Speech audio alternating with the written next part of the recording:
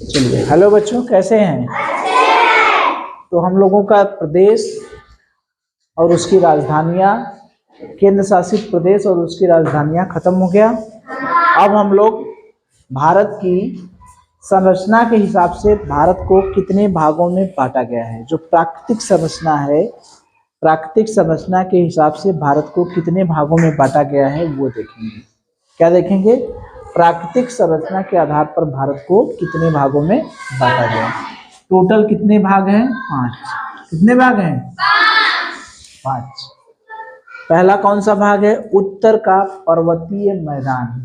पहले भाग को क्या कहते हैं? उत्तर का पर्वतीय मैदान।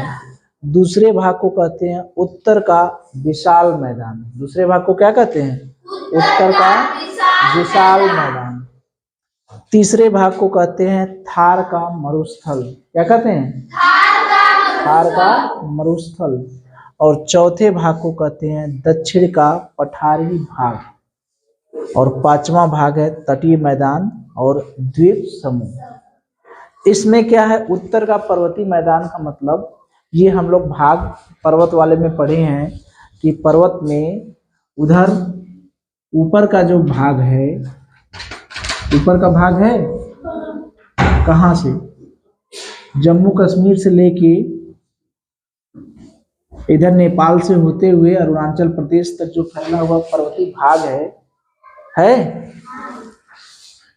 तो वो पूरा पर्वत है पर्वत की नहीं? भारत के नक्शे में जो ऊपर की तरफ ये पूरा का पूरा भाग, जैसे नक्शा है, नक्शे में देखेंगे,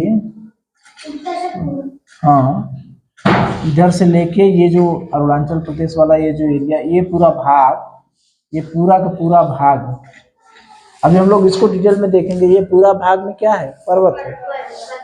पर्वत है पूरा, चीन उन से लेके ये पूरा पर्वतीय भाग है। ये है ना? चीन में तो पठार आ गया। ये नेपाल वाला एरिया, नेपाल वाले में पर्वतीय एरिया है। इधर जम्मू कश्मीर से लेके इधर ये अरुणाचल प्रदेश तक चला जाता है। ये पूरा का पूरा एरिया क्या है? पर्वत वाला एरिया है, जहाँ से नदियां नहीं निकलती हैं। कुछ सब ज्यादातर नदियां निकली हैं सब पर्वतीय एरिया से। तो ये जो है उत्तर का पर्वतीय मैदान हो गया। फिर उत्तर का विशाल मैदान, वहीं जो नदियां निकलती हैं, वहीं नदियों के कारण उपजाऊ मिट्टी आती है। उपजाऊ मिट्टी आती है तो उसी से मैदान बनते हैं। उन्हीं मैदान को उत्तर का विशाल मैदान कहते हैं। इसके बारे में पढ़ेंगे हम लोग कि उत्तर का विशाल मैदान क्या क्या है। नदियां जब मिट्टी लाती है तो कहाँ कहाँ कौन सा मैदान बनाती हैं। उसके बाद है थार का मरुस्थल, जो रेगिस्तानी एरिया है, जहाँ पर मरुस्थल है वो वाला। दक्षिण का पठारी भाग, दक्षिण का पठारी भाग का मतलब भारत का ये वाला जो भाग है, ये जो एरिया है, ये सब पठार वाला जो एरिया है, उस एरिया के बारे में पढ़ेंगे कि पठारी भाग में क्या क्या है। और तटीय मैदान और द्वीप समूह, जो तट वाले एरिया है। तटीय मतलब समुद्र का किनारा, इधर हिंद महासागर, इधर अरब सागर, इधर बंगाल की खाड़ी है ना। इधर क्या है? अरब सागर, इधर हिंद महासागर, इधर बंगाल की खाड़ी। तो जो तटीय एरिया है, जो तटीय मतलब किनारे वाले, तट पर जो तटीय एरिया है वो मैदान क्या क्या है। और जो द्वीप समूह है, देखिए अंडमान निकोबार द्वीप समूह था ना। तो जो द्वीप, जो टापू एरिया है, समुद्र के बीच बीच में जो टापू एरिया है, वहां पर जो मैदान है, द्वीप समूह के बारे में पढ़ेंगे। तो इस संरचना के हिसाब से हम लोग भारत को 5 भागों में बांटे। ठीक है, तो सबसे पहले हम लोग पढ़ेंगे उत्तर का पर्वतीय मैदान। ठीक है, चलिए देखिए। तो ये हम लोग छोटा सा भारत का मानचित्र बनाए हैं। ठीक है, तो पहले हम लोग पढ़ेंगे क्या? उत्तर का पर्वतीय मैदान। क्रम से एक एक तो पढ़ेंगे। तो पहले जो पढ़ेंगे हम लोग उत्तर का पर्वतीय मैदान। तो भारत का ये मानचित्र है।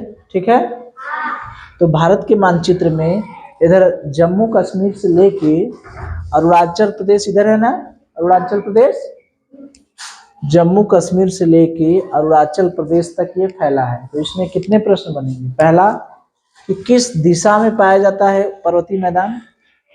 पर्वत किस दिशा में पाए जाते हैं? उत्तर दिशा में।